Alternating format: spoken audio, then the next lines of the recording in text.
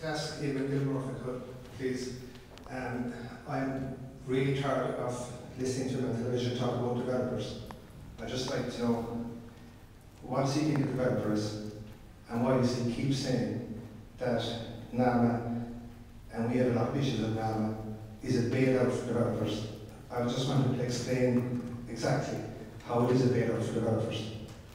I just also want to say, being part of the CAF group that is attempting to meet the government, we have absolutely failed to obtain a meeting with the government, albeit we have had some interaction with the team. So, and I'm certainly not here speaking for any political organisation. I can assure you that I'm here speaking as an individual when I'm making these statements, okay? Thank you. Okay, what do I think of developers? Developers are great. What do you think a developer is? We keep talking about. Well, what are we? Can you describe that? I just want to make sure that your understanding of developer and our understanding are the same.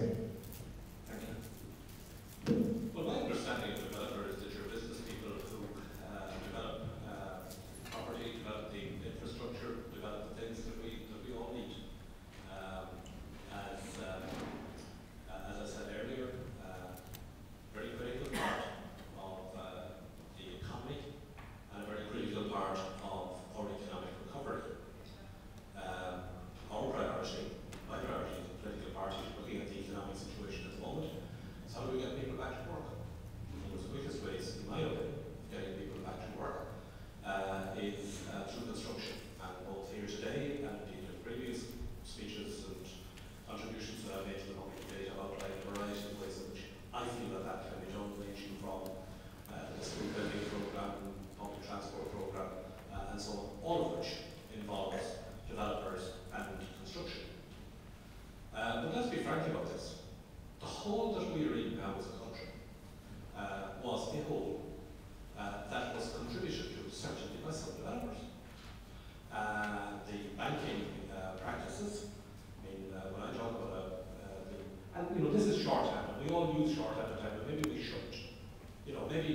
Maybe in the same way that I make comments about developers, maybe maybe we shouldn't use the kind of shorthand sometimes used about politicians or public servants or whatever. We do tend, in the course of the public debate, to use that kind of shorthand, which I know is, maybe, unfair at times and, doesn't get the full picture, doesn't communicate the full picture. We're all guilty of it. But let's looking at the picture. The hole that we're in now, the difficulty that we have found ourselves in, the scenario that we are now in, that, for example, Russell describes, economic recovery beginning to happen in other states and so on, and we look at the distance that we have to travel to catch up with that economic recovery, which has been largely caused by the domestic economic difficulty that we have got ourselves into, was largely because of the lending that was done by the banks for property-related activity that in the long run wasn't sustainable and that has now created the difficulty that we're in. We need to get out of that. We need to get out of that hole, and we put forward a solution to the banking situation. It's not a cost-free solution. It's not an easy solution. It's necessary because we have to get the banks lending again to business, and that includes lending again for development, because development is part of business. So, I'm not hostile to either developers, certainly not hostile to development. But I'll be very frank about the way in which we've got into the hole that we're in. Sorry, on the bailout question, you keep using that expression. We all say money after, as we did before, albeit to a different entity. Sorry? You keep using the bailout.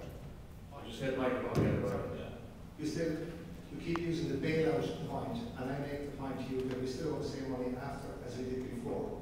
So would you explain how you keep referring it as a bailout for the banks and the builders and developers? How is it a bailout if you owe the same money after the event as you did before the event?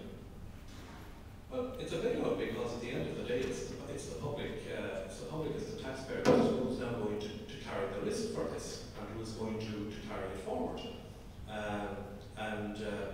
You know, people who are out there who, you know, who find that their taxes are being increased, their pay is being cut, their circumstances are being worsened,